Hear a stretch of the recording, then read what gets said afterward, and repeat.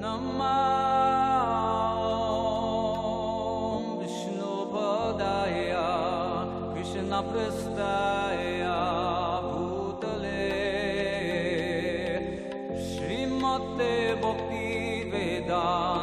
Swami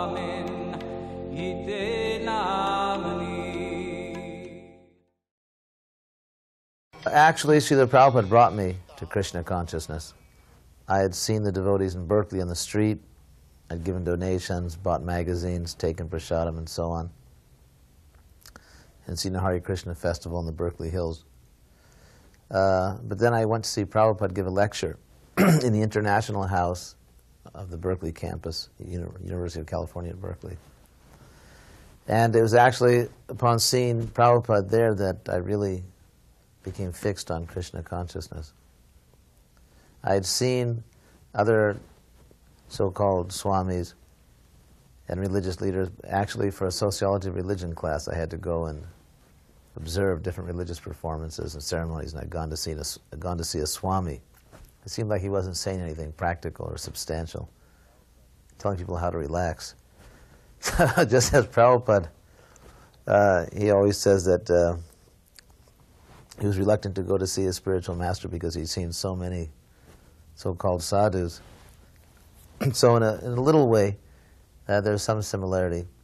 But I went to see Prabhupada, and as soon as he entered the auditorium, I could see that this person is very different. His gravity, his power, his demeanor, he seemed to be practically like a military commander coming in, not in the sense of a violent person or anything like that, but just as authority. Here was a person I could see obviously that was filled with authority and yet serene at the same time. So the program started, the devotees began to chant. Prabhupada got up off the Vyasasana and began dancing, jumping in ecstasy. He was obviously an elderly person. That was in 1969, so he was over 70 years old.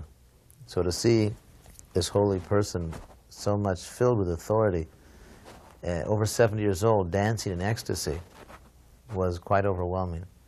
One of the first observations, actually, that struck me, one of the things that I saw when I was first with him, after I'd joined him in Delhi, we then went to Vrindavan, and we were there for about 10 days. So I got a real chance to see Prabhupada in action. By that time, I was able to live in his quarters.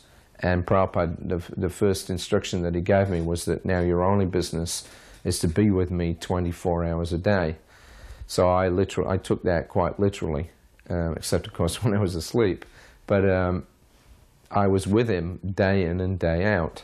And I got the chance to observe everything that he did, everything that he spoke, every little action that he did.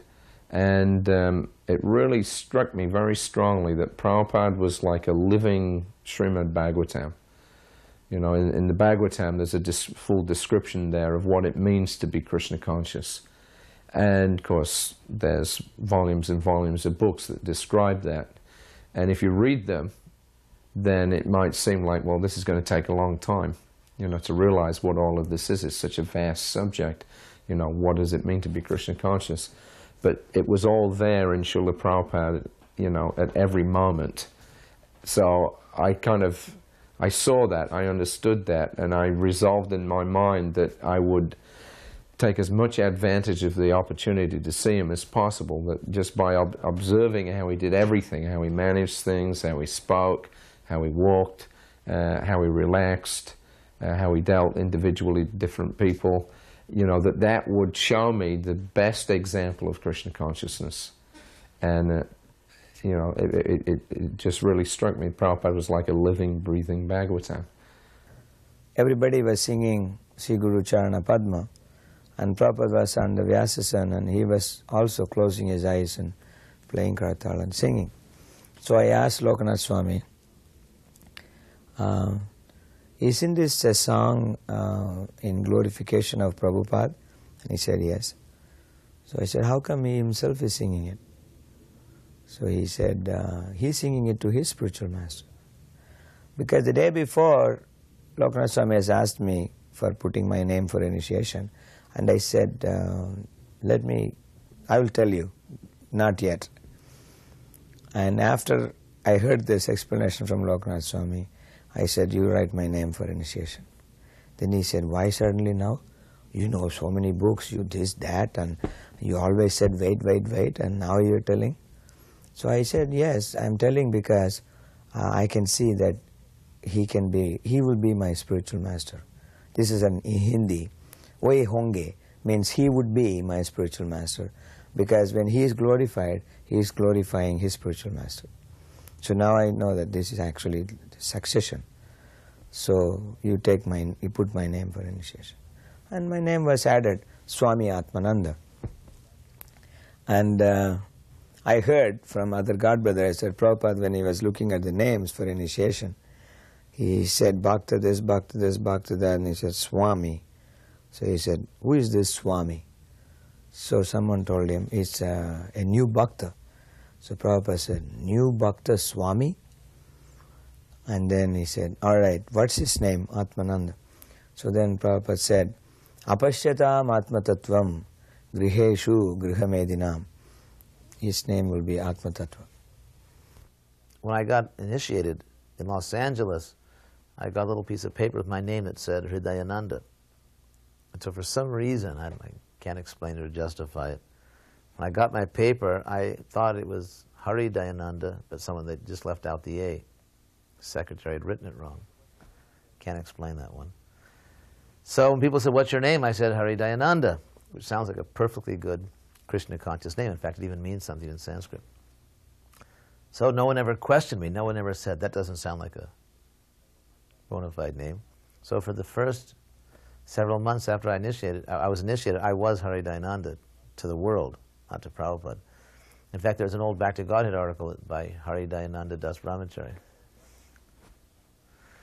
Anyway, so I wrote Prabhupada a letter probably about approximately a year after my initiation, and signed it Hridayananda. And Prabhupada wrote back and said, Dear Hridayananda, please accept my blessings. By the way, your name is Hridayananda. So I thought, how in the world would Prabhupada remember me? Then when I went to Gainesville, Prabhupada wrote a letter to some of the other devotees in the temple, the young devotees, and said, now, he said, Hridayananda is there, so I'm sure everything will go on nicely. And I was thinking, how in the world does Prabhupada remember who I am? So I was amazed by that, because I had no real importance within the structure of ISKCON. I was just a young member, and I was amazed that Prabhupada remembered who I was.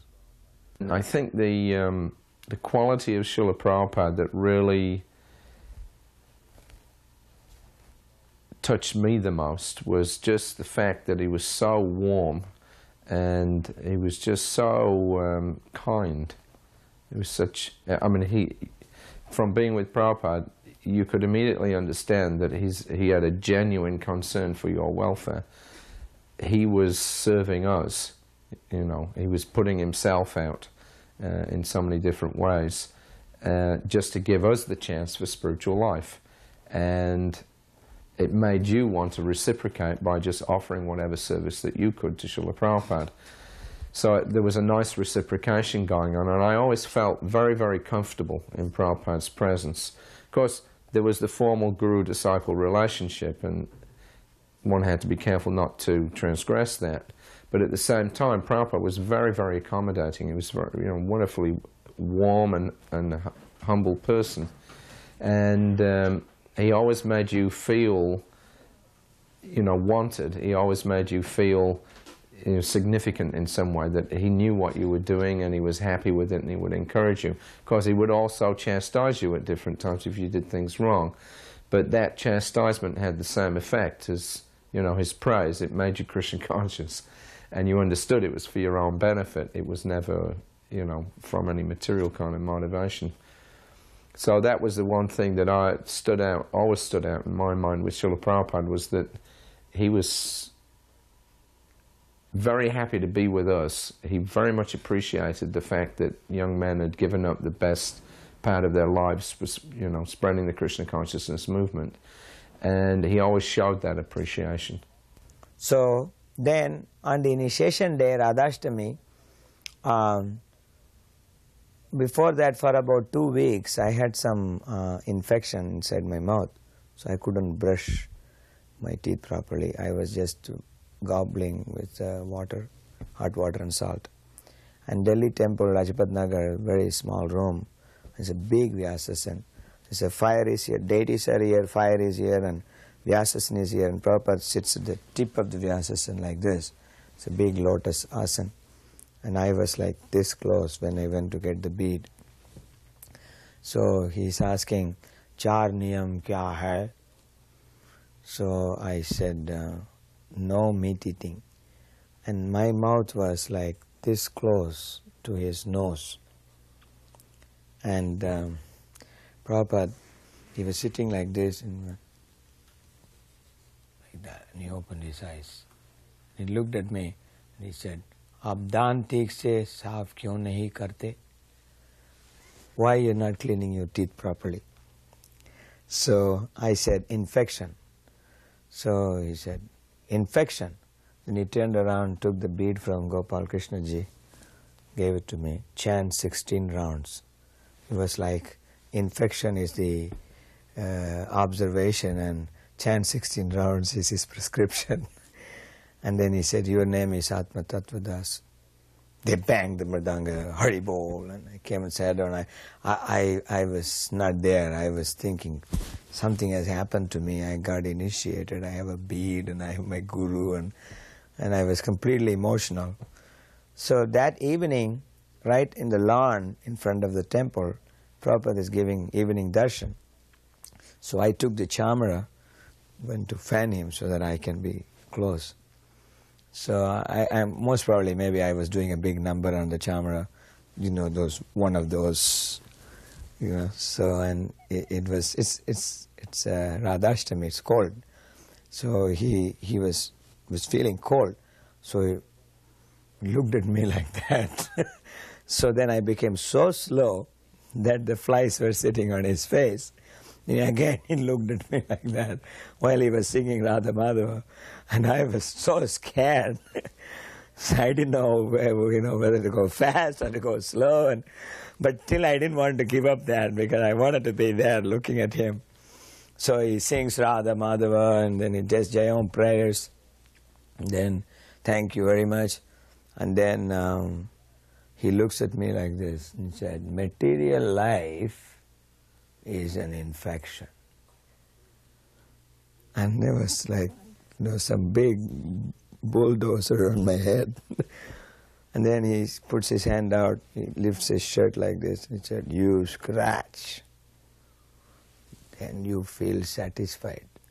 Then he put his hand out again, you scratch more, you feel some satisfaction. You scratch more, then you stop. Not because you are satisfied, but blood comes. The rest of it I didn't hear. This line I just remember. And I was there just moving like a machine, but I was going through my whole life, and I was seeing that this person has gone into me and taken an X-ray report and given to me, yeah, that's what you are. Blood came. And that was very moving for me, that he taught me exactly. And I have heard many disciples saying the same thing. He was seeing through me, and he said to me, and I have heard that before. And I was thinking that I had faith. I knew that happens, but when it happens to you, it's totally different, because it happened to you. It's not somebody else. So I was completely like somebody went through me inside with a ray and came out. And I was very happy. We were in Prabhupada's room once, in the early 70s. I was sannyasi, so maybe 73, 74. And it was a beautiful afternoon. The sun was setting and golden rays were shining on Prabhupada. It was very sublime. A nice breeze was blowing. It was a very beautiful atmosphere. And Prabhupada took us back to old India, the turn of the century, and when he was a child, when he was a young householder, and he took us there actually, and he began to talk about how people used to work, and relationships between householders and their servants, and how people used to cook and things. So there we were back in India with Prabhupada. And then he took us back farther to his early childhood, when he was playing with, not playing, but having the Rath Yatra and worshipping Radha Govinda. And then only Karanda and I were in the room. And Prabhupada looked at us very strongly and said, whatever I'm doing now, I was doing then. Do you understand? And of course we were at that point kind of speechless. And then Prabhupada said, never was there a time when I did not know Krishna. Do you understand? And he said it in such a way that it was clearly the case. So that was a very powerful experience. Whenever Prabhupada talked about anything, somehow or another, he could link it to Krishna consciousness and derive some kind of spiritual point from it. For instance, when we were in India, he would sometimes talk about the British rule in India and how they managed things. But he would always use that as a practical example for us, you know, how we should manage things. Sometimes he would talk about, you know, recent Indian history, but he would do it in such a way that he would point out how a person was either acting, you know, in a genuinely spiritual way, or whether it was just a mundane thing. He would relate it to, you know, say the degradation of Indian culture and why the Vedic culture was disappearing, whatever. But Prabhupada had this unique ability to see Krishna in everything and to explain things in such a way that we could also see it. You know, he was always teaching, and Prabhupada was very conscious of the fact that he was always teaching us at every moment. He had, there was no private life for Srila Prabhupada. His life was the life of an acharya, so it meant that he was, you know, in the spotlight, so to speak, at every moment of every day. And he was remarkably consistent. That was another feature also that I appreciated, was that Prabhupada's absolute regularity in what he was doing always amazed me. You know, we traveled all around the world, and he would keep the same schedule. He would do the same things day in, day out, and be completely steady and not disturbed at all. And, you know, he would be up in the middle of the night translating his books. He would go out for his morning walk. He would take his massages. He would have his meals at the same time, no matter what. It didn't matter where we were going. Now, I was suffering jet lag, you know, as we traveled around. Prabhupada seemed completely impervious to it. It just didn't seem to affect him. He would just go right on. And as soon as we arrived in a new place, he would immediately be into his schedule, and that was it. He never showed any sign of, you know, fatigue or disturbance at all. One big businessman, he came, and he was saying, Swamiji, I have this factory here in Delhi, and I have that factory in Zonpur, and he gave a list of his things, and then he said, I have all this, but I can't sleep. So Prabhupada looks at him and he says, that is why you can't sleep. You give all this to me, then you can peacefully sleep. So then he turns to somebody who was sitting there, and he said, I think it was Gopal Krishnaji. He said, take his address. So this man says, no, Swamiji, I can come anytime.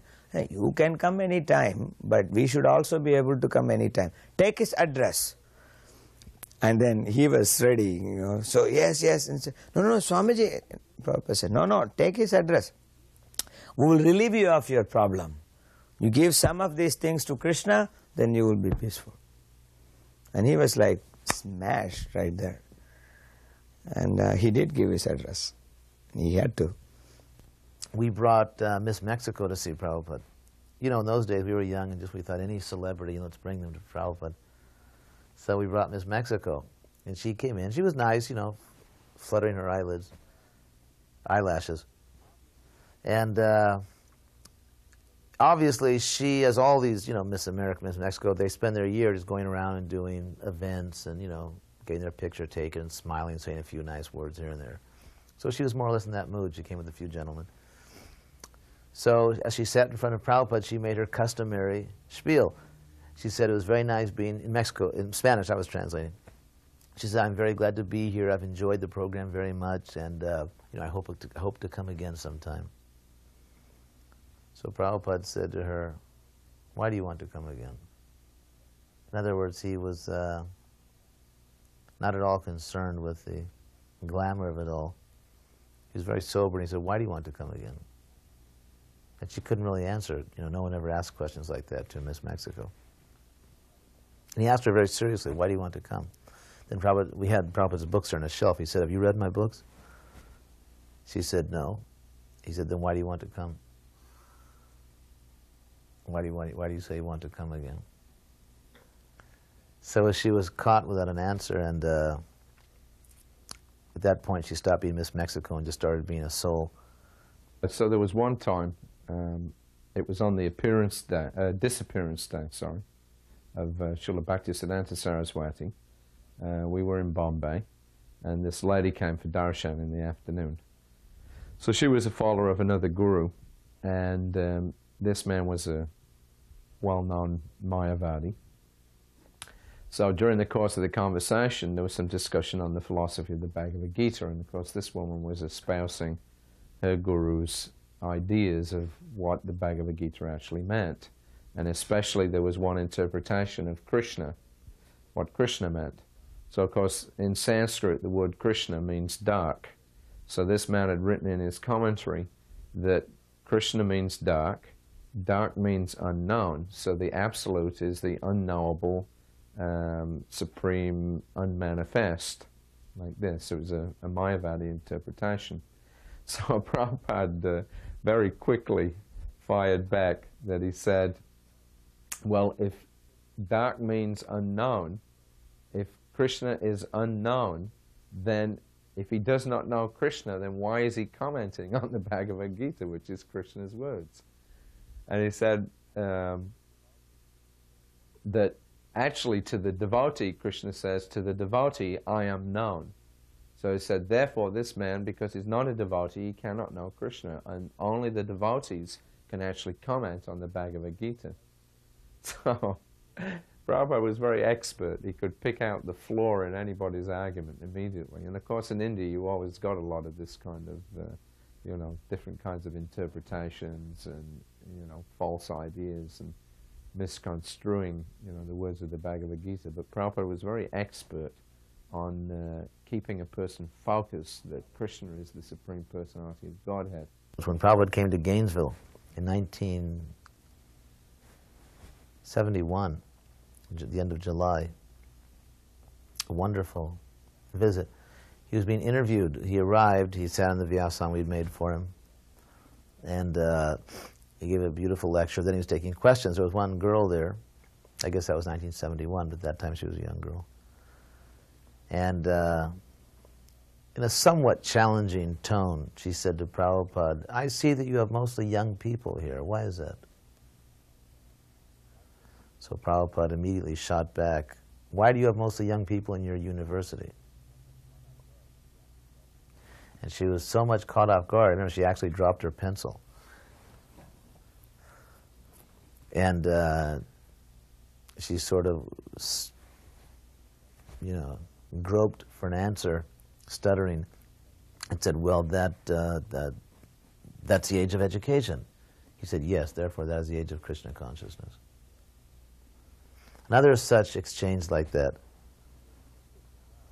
where a few days before I took sannyas, Prabhupada was being interviewed by a reporter in his quarters in L.A., and he knew something about Hinduism. He said, well, isn't it in India that old people take sannyas? Why are you giving sannyas to young people? So Prabhupada shot back, what does it mean to be old? The man had no answer. Prabhupada said, old means about to die. Can you say that I'm older than you? Can you say that you're not going to die before me? Can you say? And he couldn't answer that. He said, therefore we are giving them sannyas. I was cleaning the temple room in Lajpat Nagar, and this one old gentleman came and he was paying obeisances to the deities. And he said, Krishna Guruvayurappa. This Guruvayur is a deity in South India, in Kerala, and only Keralites and South Indians, they call the deity by that particular name and the accent. So I went to him and I asked him, are you from Kerala? He said, yes. And then we started talking in his language. My language is Tamil, that is Malayalam. So while we were talking, and he found out that, I am initiated by Prabhupada and all that. So he said, I want to become a disciple of Swami Prabhupada. And I asked year before, and they told me that I have to be 6 months, serving in the temple. And he lifted his dhoti and showed me his leg. It was swollen up with water. And he was about 60 years old. He said, I was a railway officer, I retired, and I have big problem with my legs. And I cannot do those things that they are saying. And they said, if you cannot do, then you cannot become his disciple. So can you please do something, tell Prabhupada so that he will accept me as his disciple. So I said, I am just become disciple, and the system is the temple president has to give you recommendation. And if the temple president has told you this, then there is no question of, me doing something about that. But then I said, but you can do one thing. You can just go to Prabhupada himself and ask him. These are rules set by Prabhupada, but if he wants, he can do anything. So you may go and see him. He sees people every evening. So he said, anybody can go. I said, well, it's free darshan, everybody's going. You come tomorrow and see him. Come early, so you'll be the first person. And I told him, you bring something for him. You bring a plate with some cloth, some coconut, some flowers, some sweets, and some dakshina. And you bring in, give it to him. That's our tradition. You know you're from Kerala. So he said, yes, I will do. Next day, he came with a big plate covered by a cloth. And it was only like 4 o'clock. Prabhupada starts giving darshan at around 5. And I told him, you wait here, they will tell, and they will come. Then just about 10-15 minutes later, Sauri Prabhu looked down and he said, if anyone is there, they can come for darshan. And he was the only person. So I said, look, you're so fortunate. There's nobody. Now you just get up and go there. And he was shivering. He was saying, well, let somebody come. I said, this you don't do. You want to get something done which is not normal. So you must be there as quick as possible. Get your thing done. So he got up and I came with him. He came, he put the plate on Prabhupada's desk. And Prabhupada looked at him like this and said, yes. So this man, he was all like emotional. And he had a bead bag and a bead on top of that plate. And he was holding that like this, and he said, Prabhupada, I want to chant Hare Krishna. So Prabhupada smiled at him and said, so who is stopping you? He said, Prabhupada, I want to chant Hare Krishna. So Prabhupada said, is that your bag? He said, yes. Prabhupada took that. And he said, do you know how to chant Hare Krishna? So he said, I know the mantra. And he said, Hare Krishna, Krishna Krishna, Hare Hare, Hare Ram, Ram Ram, Hare Hare. Prabhupada said, yes. Took the bead out. And he did like this. Comes to the head bead. And he said, you start like this. And he said, and every bead you chant the whole mantra, Hare Krishna, Krishna Krishna. And Prabhupada went to the next bead and went to the next bead, and he chanted a whole round, just like this. And he said, now you chant, like he usually does when he gives the initiation. And I was so blissful, I thought this man is initiated without having to sweep the floor for 6 months, etc. He could have never done it because he would die if he does that. Because he's got like a glass bottle like leg with water. How can he ever do anything like that?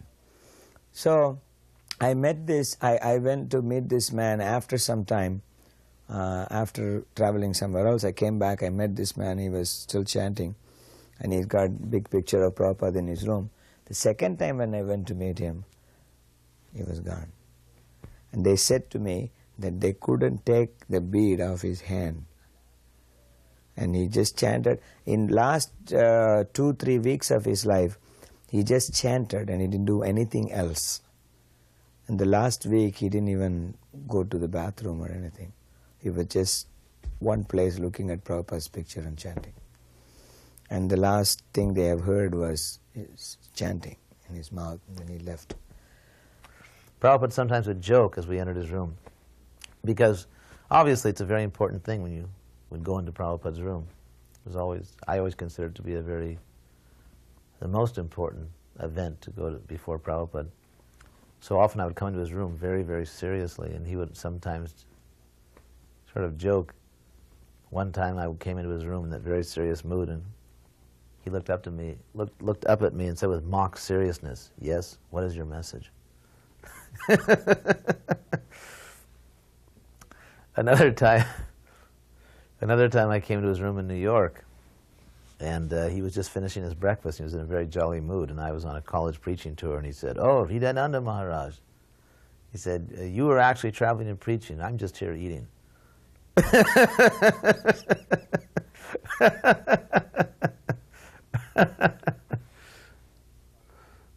Anyway, so he was pleased with the college preaching tour. There's an interesting follow-up to that. He was pleased with the college preaching tour. We talked about that for a while. So I was feeling very good. Prabhupada likes my program, and he gave me a little attention, so I was feeling very happy. Then the next day I went into Prabhupada's room thinking, well, here I am, the college preacher. And I sat in front of Prabhupada, and he didn't really speak to me. He was just doing his business. But there was a young girl, just some innocent girl, brahmacharini, who was changing Prabhupada's flower vases. And apparently with much devotion, so that Prabhupada was watching her and very pleased, smiling, just like a loving grandfather is watching this young girl change the flower vases. And he said to her, "Oh, thank you very much. What is your name?" So that day, Prabhupada didn't have a word for me, but he was rather very pleased by the devotion of this young girl. So in ISKCON, I was the sannyasi, etc., and she was just some innocent girl, but she's the one that pleased Prabhupada at that time, because I was thinking I'm a sannyasi, and she was just an innocent girl serving with much devotion. So I never forgot that lesson also. Prabhupada liked to eat fairly simply. His, standard fare was for breakfast he had cut fruits. He would often take freshly fried cashew nuts. In India, sometimes we would give him a bowl of puff rice. And maybe just like one small half piece of sandesh. But that was generally it for breakfast. It was very light. For lunch, then he would have the standard rice dal and chapati, and then added to that one wet sabji, one dry sabji, and again maybe a small sweet. That was the basic. Then if the cook was good, then they could add more things to that, but those things must be there. And the chapatis, of course, Prabhupada liked them to be cooked hot. They had to be, fresh off the stove. And he had a little bell on his table. So when you first brought the plate in, there would be one hot chapati there. And then as he finished that one, then he would ring the bell, and then we would immediately puff up another one on the flames and then run in with it. We were starting this Bulla Card party at that time. So when the inauguration of Bulla Card party that day, I was asked to bring some prasad and to offer to Prabhupada to give for all the devotees. So I, being a stupid South Indian, so I went there and I brought coconut and gur. That's what South Indian prasad is. But these coconuts were not soft, very hard. And then the gur was also not good class. So I had a big plate of pieces of coconut and gur. So it was brought in front of Prabhupada. And Prabhupada looked at, what is this? So Lokanath Swami says, this is prasad for, we are starting the bullock cart today. Oh, bullock cart? Put his hand there. He took a piece of coconut and gur, small one, put in his mouth. And he was talking. The talk was about how we go about when we do the bullock cart party. What do we do? So he was having this on one side. He kept on talking. Then he will move it to this side, like this. Then to this side, to that side. This way he was keeping it till it all melted, and he could actually eat it. So I was feeling very grateful, because I was thinking that I should have asked Lokanath Swami what prasad I should bring. It should have been some sandesh, because naturally this Prabhupada is so old, and it's not something that hard should be given to him for eating. And even though it was unfit, he accepted that. Not only accepted that, he kept it in his mouth till he could actually eat it. It was suffering for an old person to do that, and talk also at the same time. And he went on explaining things and keeping on changing this from one side to the other side, and showing that, look, I have accepted it, and because you've given it with love, so I have taken it. From Australia we went to New Zealand, so when we got to New Zealand there was nobody available to cook there. So I was, it was my first time. I had to do the whole thing. So I put the cooker on the flame and went back, finished the massage, came back, and everything was totally ruined. I'd left the flame on too high, so all the dal had dried up in the bottom. The rice was like sludge. It had just, disintegrated. And the vegetables were so soft that they just fell apart. And there was nothing else, and there was nobody else there to, to do a quick job of cooking either. So I had to just serve what I had. So when Prabhupada saw it, he was really disappointed. And he said, "What's this?" So I said, "Well, I must have had the flame too high." So Prabhupada said, "You are too dull." He said, "You cannot cook." So that was my first attempt. It was a disaster. And I felt really bad, actually, because prasadam was a very important thing for Prabhupada. His digestive system at that time was very delicate. And of course, traveling around, it was very important that he get consistent, a consistent standard of food. Otherwise, all kinds of physical problems would, could come about. I remember once in Calcutta when Palika was cooking, and she was about 10 minutes late with his prasadam, and Prabhupada got really angry about it. And he demanded to see her, and she came up, and he really chastised her very strongly. And I hadn't seen him, at least chastise one of his women disciples as strong as that before. And so after he, complained very strongly, then after that he explained, he said, when the appetite comes up, it must be fed, otherwise disease comes. So we had, when I was with him, I regulated the standard for serving the lunch prasadam to 1:30, regardless of when he finished the massage. And so by 1:30, of course, then he expected his prasadam to be there, and that means the thought of eating makes the juices in the stomach begin to flow, and then you have to feed it, otherwise then there's disease. So it was a science, and Prabhupada was aware of that. Apart from that, of course, Prabhupada did have problems in digesting food anyway, so it was very important to give him a good standard of prasadam on a regular basis. But unfortunately, I wasn't very good at it. A few months after I'd taken sannyas, I was... when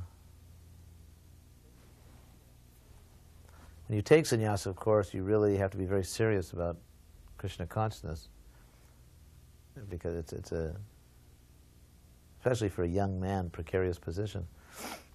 So I was trying very hard to be a good sannyasi, I was a young sannyasi trying hard to be Krishna conscious, and then you realize not really Krishna conscious enough as much, and Prabhupada deserves to be served much better than I felt that I'm serving him. So I was feeling a little bit in that mood, a little unhappy that I'm not serving Prabhupada properly. So, I thought, well, I better eat less, typical young man. I'm sure we all went through that, so I'm not going to eat very much. So I was trying to eat very little for a few days. So one day, we were out in Prabhupada's garden in Los Angeles, and we were coming back. Actually, every day he would come and get me, because I was trying not to impose on Prabhupada, but every day as he would walk down the stairs and go out to his garden, he would stop my little sannyasram, and he would just peek in the door, just walk in, look around, and just walk out and keep going. But of course, that was the signal, and I would immediately jump off my chair and offer obeisance and run after him. So every day he would come and get me like that. So one day we were coming back from the walk, and as we got near the stairway in his quarters, just as they are now in L.A., on the radiator, I don't know, probably it's still not there, there was one of those old radiators there. And on top of it was a typical thing, a paper plate with a big mound of leftover prasadam. I don't know, potatoes or rice, whatever, just big thing like that. So Prabhupada stopped, put his cane down, looked at it. He turned to me and just said, "Eat that." So much for my austerities. So then I immediately offered obeisance and took the plate and ate it. I was in Prabhupada's room one time when Jadharani came in. Her health was not good, and she told Prabhupada she wanted to fast. And Prabhupada told her, "Don't fast completely, at least take fruit."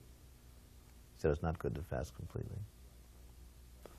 Prabhupada explained one of his strategies for making people Krishna conscious was to distribute profuse amounts of prasadam, because basically people are almost like animals, in this way they live. They don't know anything other than their bodies. So he said, at least let them eat prasadam. He said, then that way they'll gradually, he said, then that's also Krishna. And they'll gradually develop an attraction to Krishna simply by eating the prasadam. And then when that develops, then they'll be able to inquire about the philosophy, or they'll be able to understand the philosophy simply by eating prasadam. So he said, this is our program, that we want people to become gradually Krishna conscious. And prasadam distribution was one, very definite, obvious way that they could make some advancement. I think he also said personally he likes ghee. But he always said, eat what you can digest. Prabhupada always said that. You should eat what you can digest. Prabhupada said to me, he said, if you eat what you like, it will be good for you. My parents came to see me at the manor, and Prabhupada was in London, and I'd come back from London to the manor to meet with my parents. I hadn't seen them for about 5 years, and they had never seen me as a devotee. So during the course of the afternoon, I went to look for some prasadam for them. And there was none. I was told, well, we have an early Sunday feast here and there's nothing left. So I was unable to give them any. Anyway, I took them around the manor and I explained a bit of the philosophy, etc. They were unfortunate in that they didn't get to see Srila Prabhupada. They were just about to leave because they had a 4-hour drive home when Prabhupada came back from London, and he came in through the gate just as we were stood there, and they were, saying goodbye. So they kind of got a glimpse, that was all. Anyway, so afterwards, after they'd gone, I went up to see Srila Prabhupada, and he asked me, well, how did it go with your parents? So I said it was very nice, they were very favourable, and I showed them the deities, and we looked around, and I explained a bit of the philosophy. So then Prabhupada said, did they get prasadam? So they said, oh, well, actually I was told there wasn't any. And Prabhupada said, oh. It was almost like, well, what was the use? If they didn't get prasadam, then the whole trip was basically a failure. So, he put a lot of emphasis on prasadam. It was a very practical way, for a person to make advancement in Krishna consciousness. And my mother was always, of course, nice to me, never favorable, to the movement. I mean, she was polite and respectful and all that, but not, always just thinking how to get me out of this thing. Typical mother. So I said, let's go see Prabhupada. So she went up and sat down in front of Prabhupada, and I saw her transformed, actually. She became like a young girl sitting in front of Prabhupada. And of course, by her culture, she was very respectful and so on. And she became like a young girl, and Prabhupada began to tell her that how fortunate she was that her son was a devotee of Krishna, and she nodded in agreement. You know, her whole life since I joined was the opposite, but at Prabhupada's presence, she was overwhelmed, and she politely nodded in agreement. And then after a few minutes, she went downstairs. And the only time she ever did that, she actually opened her purse and said, "Can I give you something for your movement?" You know, before his usual mantra, you know, "Are you sure it's just for you?" Bullock cart was there. So next day when he walked around the yard, then he saw the bullock cart. We had a banner on the bullock cart which said, in a semicircle like this, it said, "Bhaktivedanta Bullock Cart Traveling Sankirtan Party." It says traveling Sankirtan. So Prabhupada stood there and he put his head like this and he was reading, "Bhaktivedanta Bullock Cart Traveling Sankirtan." And then he said, "Joy." So then he came to the bulls, fed them some grass, patted on their cheek like this. Then he said that these bulls are carrying Gaur Nitai for preaching. They will go back home, back to garden. They won't have another life. Prabhupada was in Caracas, and we were desperately trying to get the first Spanish Bhagavatam, which was being printed in America, out of the printers and down to Caracas in time to give Prabhupada while he was still there in our zone. And he was flying from Caracas to Miami. So there were a few glitches, and the book was not coming in time. So we were disappointed. Then finally, somehow or other, frantic negotiations with the printer, and we arranged that the book was rushed down by air freight to Caracas, and it arrived the same morning Prabhupada was leaving. So we had some of our leaders there in Venezuela desperately, you know, trying to get it out of customs, and South America is not always the easiest place in the world to do things like that.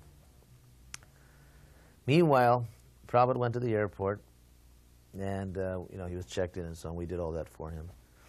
And to my great dismay, the book hadn't come, and Prabhupada went through the immigration check, passport check, and that was it. So just after Prabhupada had gone in, we'd paid obeisances, and I was a little disappointed. Suddenly the book came. So I became so inspired to give this first Spanish Bhagavatam to Prabhupada. I was there, of course, with a shaved head and danda and so on. I just went running through the airport.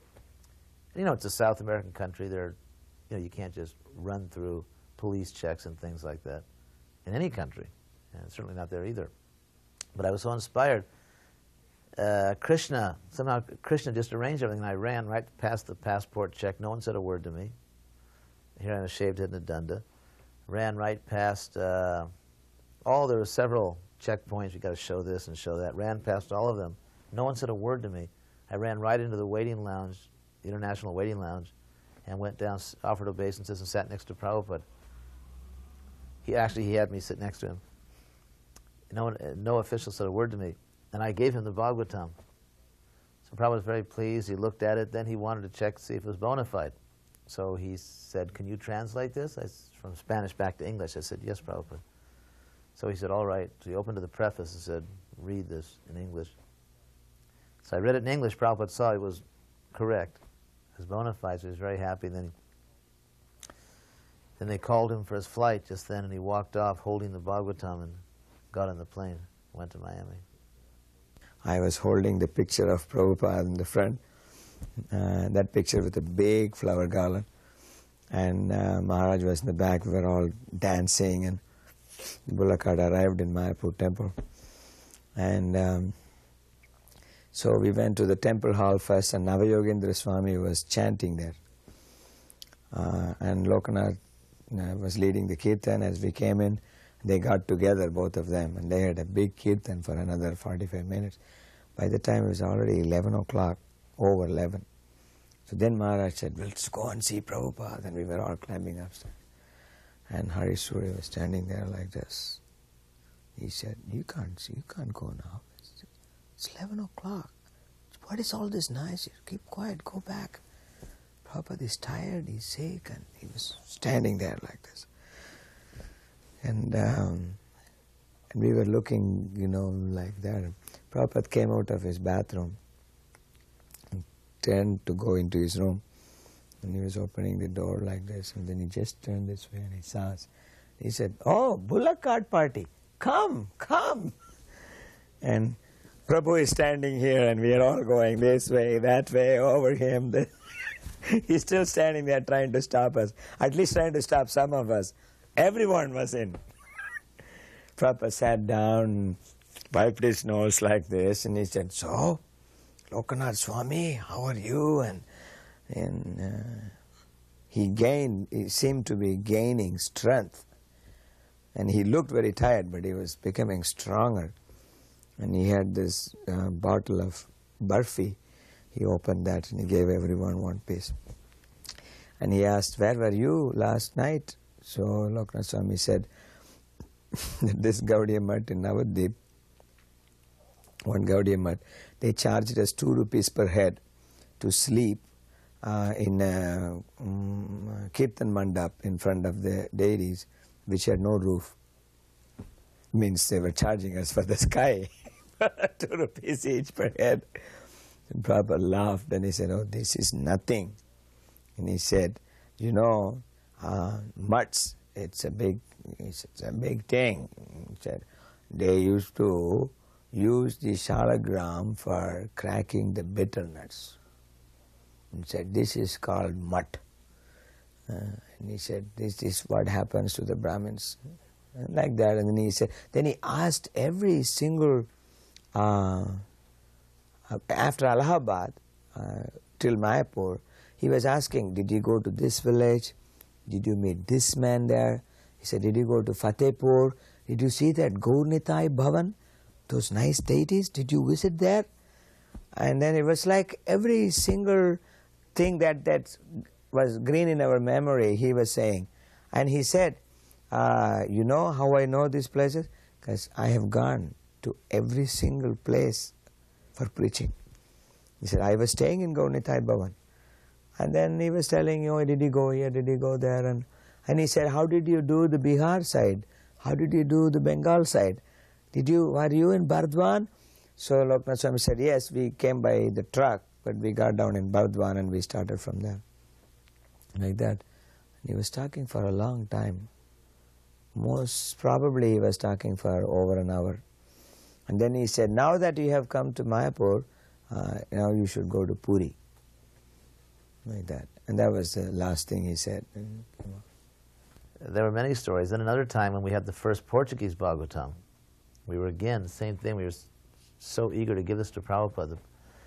So I was taking a flight from Sao Paulo to Lima, Peru, and then on to Los Angeles. And so the airport was, anyway, it was in a very strange place, and every time we went there, the car got lost, and it got lost again.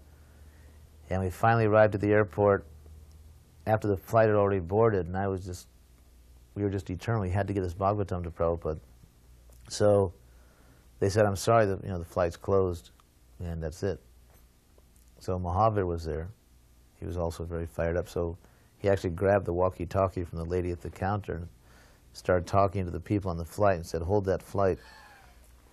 So they held the flight. So then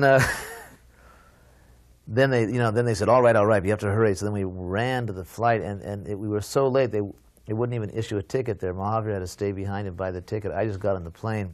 When I got to Lima, Peru, they gave me the ticket. And then I went on to Los Angeles. We met Prabhupada. He arrived that next morning. He went in his Vyasa-san, spoke, and then I was so eager to give him this Bhagavatam because it pleased him so much, actually. You knew that it would always please him to give him these books. So as he was getting off his Vyasa-san, I couldn't wait till he got up to his room. I handed him the Bhagavatam. So then we finally went up to his room, and he looked at me and said, this is your most important service, printing and distributing books. So when he said that, those words, I felt went deep into my heart. It was actually a very important moment for me when he said that. So, But you could always please Prabhupada that way. I had the experience of being the GBC of all Latin American. Of course, we had so many projects. There were all kinds of things going on, you can imagine.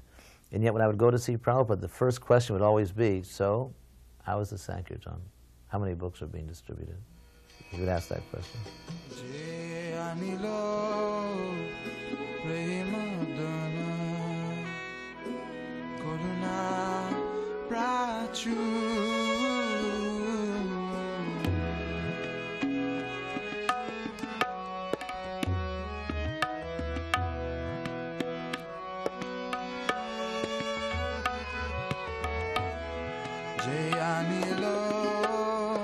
Prema Dana Karuna Prachu